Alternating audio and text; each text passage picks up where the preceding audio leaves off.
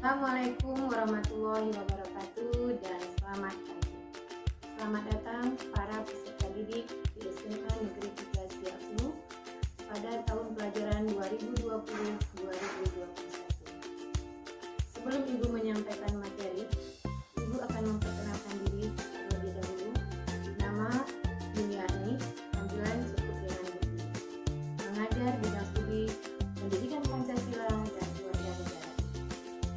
Baiklah Anda semua, dalam kegiatan MPLS ini, Ibu akan menyampaikan materi yang berkaitan dengan pembelajaran di masa pandemi COVID-19.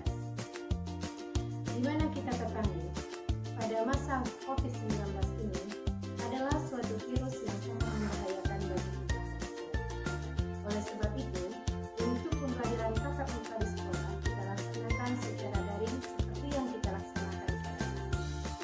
Baiklah Anda semua, Ibu akan menyampaikan mengenai COVID-19, apa itu virus COVID-19, bagaimana gejala-gejalanya, dan bagaimana cara mengobatinya. Untuk lebih jelasnya akan Ibu sampaikan melalui slide dan video berikut ini.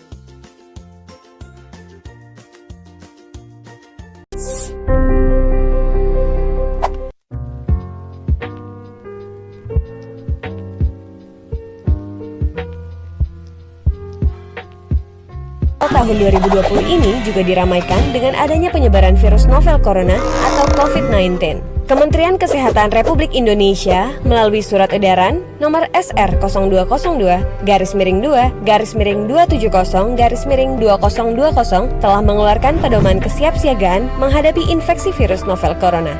Sebelum sampai ke pencegahan, ada baiknya bila kita mengenal terlebih dahulu apa sesungguhnya virus novel corona itu. Virus corona merupakan keluarga besar virus yang menyebabkan infeksi saluran pernapasan atas ringan hingga sedang, seperti penyakit flu. Namun, beberapa jenis virus corona juga bisa menimbulkan penyakit yang lebih serius, seperti Middle East Respiratory Syndrome atau MERS-CoV, Severe Acute Respiratory Syndrome atau SARS-CoV, pneumonia, dan coronavirus disease atau COVID-19. Virus novel corona menyebabkan wabah pneumonia di kota Wuhan, Tiongkok pada Desember 2019 dan menyebar ke negara lainnya hingga kini. Penyebab infeksi virus corona tersebut antara lain percikan air liur pengidap bisa dari batuk dan bersin, menyentuh tangan atau wajah orang yang terinfeksi, menyentuh mata, hidung, atau mulut setelah memegang barang yang terkena percikan air liur pengidap virus corona, tinja atau feses. Namun, ini jarang terjadi. Masa inkubasi virus corona ini belum diketahui secara pasti. Namun, rata-rata gejala timbul setelah 2-14 hari setelah virus pertama masuk ke dalam tubuh. Metode transmisi virus corona juga belum diketahui dengan pasti. Awalnya, virus corona yang sedang mewabah ini diduga bersumber dari hewan, termasuk unta, unggas, dan kelelawar. Sebenarnya, virus ini jarang sekali berevolusi dan menginfeksi manusia hingga menyebar ke individu lainnya. Namun, kasus di Tiongkok kini menjadi bukti nyata bahwa virus ini bisa menyebar dari hewan ke manusia. Bahkan, kini penularannya bisa dari manusia ke manusia. Gejala yang timbul bila terjangkit virus novel corona bisa beragam, bergantung pada jenis corona yang menyerang dan seberapa serius infeksi yang terjadi. Berikut beberapa gejala virus corona yang terbilang ringan: hidung beringus, sakit kepala, batuk, sakit tenggorokan, demam, merasa tidak enak badan. Hal yang perlu ditegaskan, beberapa virus corona dapat menyebabkan gejala yang lebih parah. Infeksinya dapat berubah menjadi bronkitis dan pneumonia, yang menyebabkan gejala seperti demam yang mungkin cukup tinggi bila pasien mengidap pneumonia, batuk dengan lendir, nyeri dada atau sesak saat bernapas. Infeksi bisa semakin parah bila menyerang kelompok individu tertentu.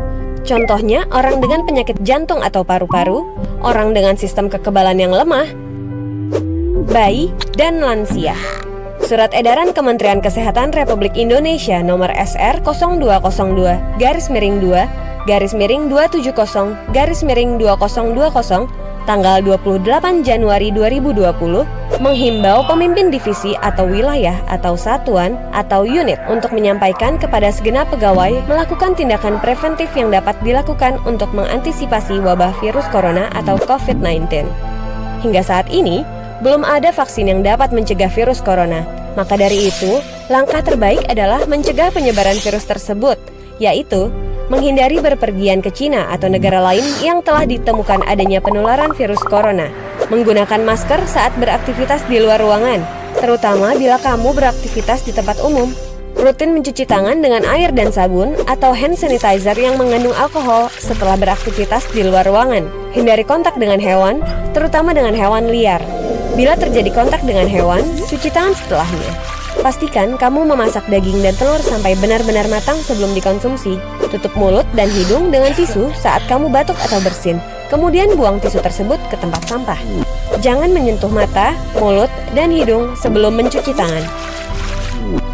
Hindari berdekatan dengan orang yang sedang sakit. Jaga kebersihan benda yang sering disentuh dan kebersihan lingkungan. Diharapkan, organisasi Business Continuity Management atau BCM, yaitu Crisis Management Team atau CMT, maupun Emergency Task Force atau ETF yang ada di segenap divisi atau satuan atau unit maupun wilayah atau cabang atau sentra dapat berjalan baik dalam mensosialisasikan prosedur yang harus dilakukan dalam keadaan darurat serta mengupdate dan mengaktifkan call tree dalam hal terjadi kondisi darurat untuk dapat menghubungi dan mengetahui kondisi pegawai beserta keluarga. Begitulah informasi seputar virus corona yang harus kamu ketahui. Semoga kita terhindar dari virus ini dan segala penyakit lainnya ya. Baiklah Ananda semua, dari tayangan slide tadi, Ananda sudah mengetahui apa itu virus COVID-19, bagaimana gejala-gejalanya, dan bagaimana cara mencegahnya. Kesimpulan dari semua itu, maka Ibu untuk mencegah COVID-19 ini dalam sistem pembelajaran kita melalui daring, sehingga kita tidak perlu tatap muka ke sekolah. Jangan lupa anak Ibu selalu mencuci tangan untuk mencegahnya. Yang kedua, menjaga jarak minimal 1 meter. Yang ketiga, memakai masker apabila ada dalam keramaian. Yang keempat, hendaknya diam di rumah saja. Kalau hendak keluar rumah, apabila ada sesuatu yang mendesak atau sesuatu yang sangat penting. Itulah cara kita mencegah COVID-19 sehingga kita semua terhindar dari COVID-19, dan mudah-mudahan Allah mengangkat COVID-19 ini dari atas dunia sehingga kita dapat berkumpul kembali untuk belajar secara tatap muka dengan baik. Demikianlah pembelajaran COVID-19 ini Ibu sampaikan. Lebih dan kurang Ibu mohon maaf. Atas perhatian Ananda semua, Ibu ucapkan terima kasih. Dan Ibu sudahi dengan Assalamualaikum warahmatullahi wabarakatuh.